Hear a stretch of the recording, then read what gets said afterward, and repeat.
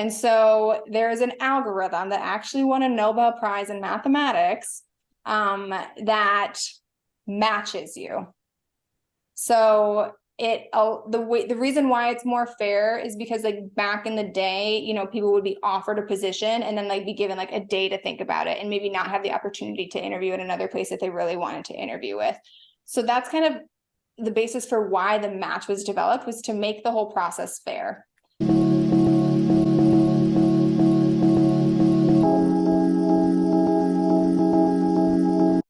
Can you talk a little bit about match and a little bit about what that process is like? Because I'm still kind of learning a little bit about match, and I know you're very educated in it and do help a lot of students with it. So can you kind of talk about what match day is and what the process is for match? So the match is a nightmare. The match is the process for how medical students or people who have already like graduated medical school are able to procure a residency position. And residency is essentially more training in whatever specialty that you want to like have your career in. So be it surgery, you know, internal medicine, neurology, OBGYN, all of that. The whole process of match was formed in a way to make it fair. So you apply through, and it's changed a lot even from when I applied, but like you apply through like the AAMC, you fill out an application that's like a general application for, you know, residency, whatever. And then you also register for the match, which is through the NRMP. And so what the match does is it's actually an algorithm. So you get offered interviews, right? You interview at places or you don't interview. And then when you interview at these places, you have to make a rank list. So you rank the programs that you interviewed at based on how you like them, or like if you want to train there. So often you hear the magic number being 10, right? 10 interviews, you have a good chance of matching. So you rank your programs based on how you like them, where you want to go, where you want to do your training at. And then the programs rank the people that they interview with. And so there is an algorithm that actually won a Nobel Prize in mathematics that matches you. So the reason why it's more fair is because like back in the day, you know, people would be offered a position and then like be given like a day to think about it and maybe not have the opportunity to interview at another place that they really wanted to interview with. So that's kind of the basis for why the match was developed, was to make the whole process fair. It is a very expensive process because you pay for every program that you apply to. So I think you submit your rank order list in like February or something like that. And then the programs submit their rank order lists. And then on March like 15th or something like that, the wizards of the match, like the whole algorithm, like does its thing, does what it's supposed to do, and then matches you to a program. And so by participating in the match, whatever program you match to, you're contractually obligated to go to for at least the first year. So if you hate it, you're only stuck there for a year. And a lot of people often switch. Like it's not uncommon for people to like, let's say they wanted surgery and they're like, actually, this is not what I wanted. Or like I have a friend who was in pediatrics and actually wanted surgery. So like you can switch specialties afterwards. But once everyone is matched, people who maybe don't match or who didn't get interviews can participate in something called the SOAP. So it's like the supplemental something application process. I don't remember what the O stands for, but all of the programs that went filled or like didn't completely fill, because each program usually has a certain number of spots for residents, will interview more people to kind of fill those spots in like that SOAP week, or it's like so match week. So Monday you find out if you matched.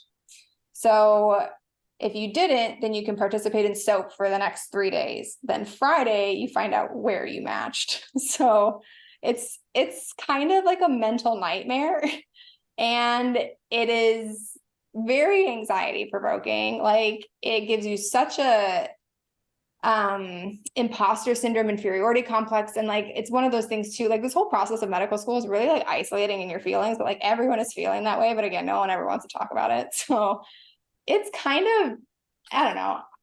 I understand why it's done the way that's done, but I hate it. It seems really stressful, extremely stressful. So I'm just to understand it, let's say I was interested, I knew I wanted to be in neurology, Mhm. but I could match in surgery. So that's a great question. You could, but only if you applied to surgical programs. So for instance, I applied to internal medicine and I applied to neurology because I was scared. So because I wasn't sure if I was gonna have any luck. So, and a lot of people will do that. They'll apply to two specialties, but often like kind of in the same category. So you can apply to your specialty and you can apply to several specialties. And so I interviewed at like one internal medicine place, but like I didn't want to go there, but I ranked them like the last. So you definitely can match into a specialty that you don't want, but that's only if you apply to a different specialty and you interview at that place. Because like truly you could rank places that you never even interviewed at, but like they can't rank you really because they don't know who you are. So there's different like types of residencies too that I like categorical and advanced. So your intern year can be included in a categorical program, which is more like specialty. So like my program is a categorical program, which means my first year of residency was internal medicine. And then the last 3 years is all neurology. So sometimes you can match just into an intern year program. So, and some people will do that, especially if they're not sure still kind of like what specialty they want. So they can apply to what's called a prelim year or a transitional year and just have their intern year covered and then apply to, let's say like OBGYN or radiology or something like that if it's an advanced program that starts at your second year of training. Okay, and then if you don't match, you have to wait an entire year. For match, is match only once a year? Yeah, so the whole process starts like, so match cycle like usually ends, I think like technically like April. And then the match opens up again in like June of the next year. But then you won't find it like March when on match day. Yeah, pretty much. Ow. Oh, so if you don't match, then you have to like go through the whole thing all over again. Yeah. But there's also like kind of some loopholes, right? So some people can pre-match into programs. Some people will offer programs outside of the match, like offer like positions outside of the match, but then you can't participate in it. So if you accept that position, that you can't interview anywhere else. Other programs, sometimes maybe newer programs, if they haven't submitted their paperwork to the ACGME or AMC or whoever on time, then they can't participate in the match. So sometimes you can get a residency position in newer programs that just didn't submit their paperwork on time in order to participate in the match. So there's ways to still get a residency, like even if you don't match that year, but you kind of have to know about like those things. And like that's where I think sometimes like social media has been great because it's like, oh, like this program just started or is opening up and like they have this many positions to offer. So like sometimes there's ways to still get a position, like get a residency position outside of the match, but more often than not, most people go through the match. Okay, and then so how long ago did you match? When was your match year? So I matched in 2020.